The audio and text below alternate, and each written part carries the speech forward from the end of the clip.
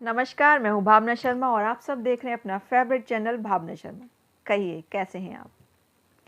आज हम बात करेंगे ऐसा क्या हुआ था कि माता पार्वती ने चंद्रमा जी को श्राप दिया था। तो चलिए जानते हैं। एक बार की बात है, गणेश जो उनके पुत्र हैं, माता पार्वती के जो पुत्र हैं गणेश, उनका जन्मदिन था ना, यानी कि बर्थडे था और वो बड़ी धूमधाम से अपने बच्चे का जन्मदिन मना रही थी। जो भगवान गणेश हैं उनको खाने पीने का बहुत ही ज़्यादा शौक़ है और वो तरह तरह की चीज़ें जब उनको दी जाती हैं और ख़ास तौर पे जो बूंदी के लड्डू हैं उनको बहुत ही प्रिय हैं। तो जब उनकी माँ ने उनके लिए बनाए तो वो बहुत ही चाव से बड़े ही तरह तरह के स्वाद ले ले के चीज़ों को खा रहे थे और उनको भी बहुत मज़ा आ रहा था। और भी देवी देवताओं को उन्होंने घर पे बुलाया था, आमंत्रित दिया था और चंद्रमा भी वहाँ पर थे। तो ये सब देखकर जो जो गणेश जी थे, वो जब इतना खा पी लिया उन्होंने, तो कभी जब चलते तो इधर लुढ़क जाते, फिर भाग के दूसरी चीज़ को खाने के लिए जाते तो वहाँ लुढ़क जाते, क्योंकि खा खा के जो उनका पेट था वो बहुत ज़्यादा फूल गया था और वो चल नहीं पा रहे थे ढंग से। तो यह देखकर जो चंद्रमा थे उनको हंसी आ गई।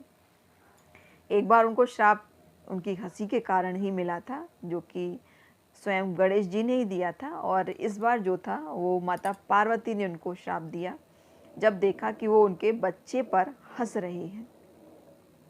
बच्चों की आदत होती है कि बस खाते जाओ, टेस्ट आ रहा है, खाते जाओ। तो ऐसे ही गणेश जी में भी था कि उनको भी जब उनकी माँ ने उनके हिसाब से जो उनको चीज़ें पसंद थी वो बनाई थी तो उन्होंने खाया, और जब खाया तो वो इतना ज़्यादा खा लिया था कि उनका पेट फूल गया, और जब वो चलते थे तो कभी इधर लुढ़क कभी उधर लुढ़क। तो यह देखते हुए चंद्रमा को हंसी आ गई। तो जब ये देखा माता पार्वती ने कि ये मेरे बच्चे पर हंस रहा है, तो कहती हैं,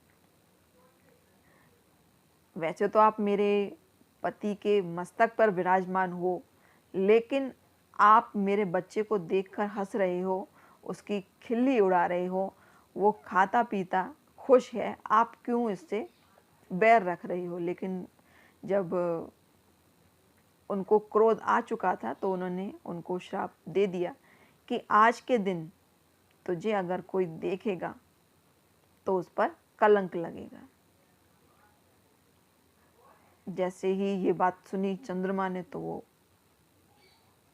माता पार्वती से क्षमा मांगने लगी कि हे माता, मुझे माफ़ करो जो मैं आपके बच्चे पर हंसा।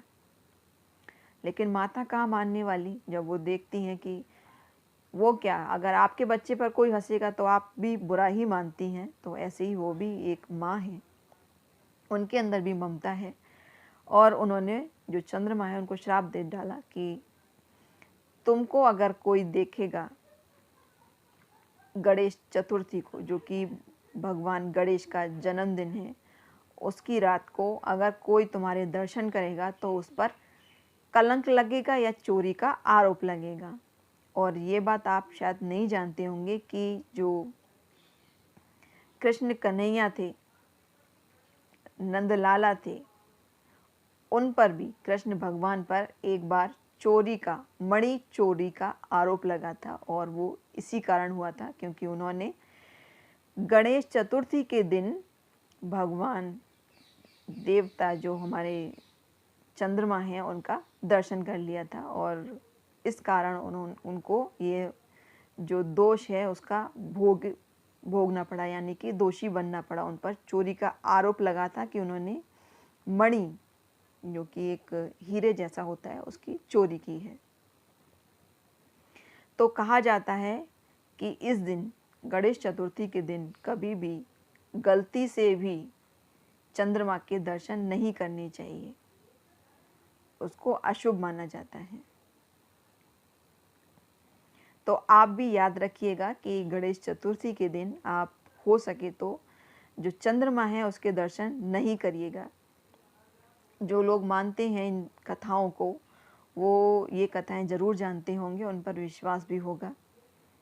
मुझे लगता है कि आपको भी इन चीज़ों पर थोड़ा ध्यान देना चाहिए। अगर कुछ ना करने से बेहतर है कि कुछ किया जाए, और अगर कोई अच्छा ज्ञान दे रहा है तो उसको ज़रूर अपनाना चाहिए। अब मैं यहीं विदा लूँगी, फिर मिलूँगी किसी नेक्स्ट स्टोरी में। तब तक के लिए नमस्कार।